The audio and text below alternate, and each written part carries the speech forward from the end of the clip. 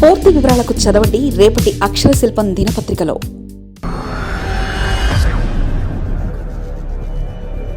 వైఎస్ఆర్ కాంగ్రెస్ పార్టీకి షాక్. ఆ రిపోర్టులన్నీ అనుకూలంగా లేవా? అందుకే జగన్మోహన్ రెడ్డికి ఇబ్బందా?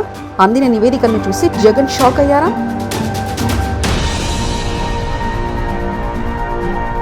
విస్తూ పోతున్న వైసీపీ పార్టీ లీడర్లు.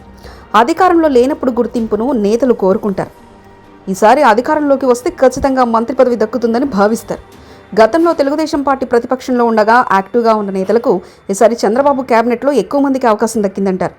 నిమ్మల రామానాయుడు, సవిత, హోంమంత్రి వంగలపూడి అనిత, డోలా బాలవీరాంజనేయ స్వామి, అచ్చెన్నాయుడు, కొల్లు రవీంద్ర, గొట్టిపాటి రవికుమార్, టీసీ భరత్ లాంటి వారికి చంద్రబాబు మంత్రివర్గంలో అవకాశం ఇచ్చారు.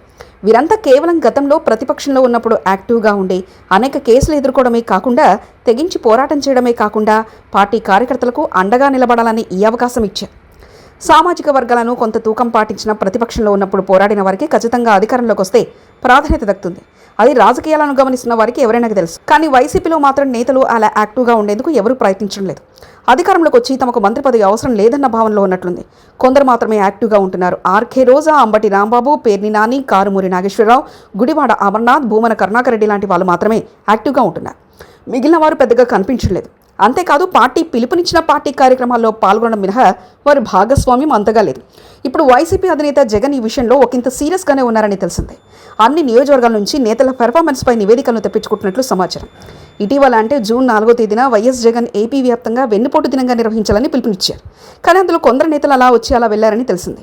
కేవలం 10 మంది వరకు నేతలు మాత్రమే బాగా కష్టపడి కార్యకర్తల్ని సమీకరించడంలో కానీ జనంలోకి తమ కార్యక్రమాన్ని తీసుకెళ్లడంలో సక్సెస్ అయ్యారని వైఎస్ జగన్కు నివేదికలు అందినట్లు తెలిసింది.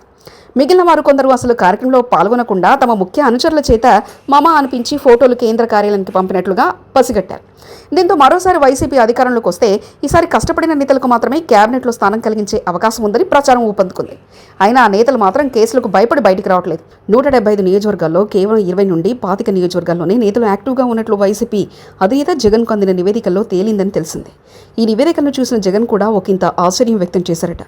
రాయలసీమ ప్రాంతంలో కూడా కొందరు నేతలు బయటకు రాకపోవడంపై జగన్ సీరియస్గా ఉన్నట్లు తెలిసింది. వారిని పిలిచి క్లాస్ పీకాలా లేక ప్రత్యామ్నాయంగా వేరే నేతకు నియోజకవర్గ బాధ్యతలు అప్పగించాలన్న ఆలోచనతో ఆలోచిస్తున్నారని పార్టీ సీనియర్ నేత ఒకరు చెప్పారు. మరిన్ని కథనాల కోసం సబ్స్క్రైబ్ చేసుకోండి మీ అక్షర శిల్పం.